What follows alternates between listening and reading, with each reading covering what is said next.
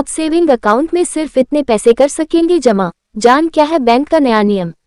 हर कोई चाहता है कि उसका भविष्य सुरक्षित रहे, इसलिए वह बैंक में कुछ राशि जमा करते हैं। आज देश में हर आदमी बैंक खाते में पैसा डिपॉजिट करता है। बैंक में कई तरह के अकाउंट ओपन होते हैं, उनमें से एक सेविंग अकाउंट होता है और यह वो खाता है जो सभी के पास होता है। इस अकाउंट में आमतौर पर लोग अपनी सेविंग का पैसा रखते हैं। इसके लिए कोई सीमा भी तय नहीं है, आप जितने चाहे उतने सेविंग अकाउंट खुलवा सकते हैं। इनकम टैक्स विभाग को जानकारी देना अनिवार्य। इतना ही नहीं, सेविंग खाते में पैसे जमा कराने की भी कोई सीमा निश्चित नहीं की गई है, यानी कि आप सेविंग खाते में चाहे जितना पैसा जमा कर सकते हैं।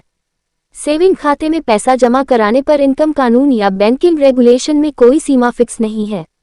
बस आपको इतना ध्यान रखना है कि अगर आप अपने सेविंग खाते में 10 लाख रुपए से ज्यादा का कैश एक फाइनेंशियल ईयर में जमा कराते हैं तो इसकी सूचना बैंक इनकम टैक्स विभाग को अवश्य दे दें। इनकम टैक्स अधिनियम 1061 की धारा 286 BA के अनुसार बैंकों के लिए ये जानकारी देनी अनिवार्य है। जारी किया जा सकता है नोटिस। सेविंग अकाउंट में रखे कैश का आपकी इनकम टैक्स की जानकारी से मैच नहीं होने पर इनकम टैक्स विभाग को नोटिस जारी किया जा सकता है। रिटर्न फाइल करते समय इनकम टैक्स को अपने सेविंग खाते में जमा पैसे की जानकारी भी देनी होती है। आपके सेविंग खाते में जमा राशि से जो भी ब्याज मिलता है वह आपकी इनकम में ऐड किया जाता है और इंटरेस्ट पर इनकम टैक्स वसूल किया जाता है।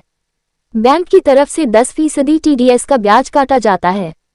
सेविंग खाते से प्राप्त हुए ब्याज पर भी टैक्स कटौती का लाभ लिया जा सकता है। इनकम टैक्स की धारा 80 TTA के अनुसार हर व्यक्ति 10,000 तक की टैक्स छूट का फायदा ले सकता है। रिफंड पा सकते हैं काटा गया TDS। सेविंग खाते में जमा पैसे से ब्याज 10,000 रुपये से कम बना होगा तो आपको कोई भी टैक्स नहीं देना होगा। 60 साल से ज्यादा आयु के खाता धारक को 50,000 रुपये तक के ब्याज पर टैक्स नहीं चुकाना होगा।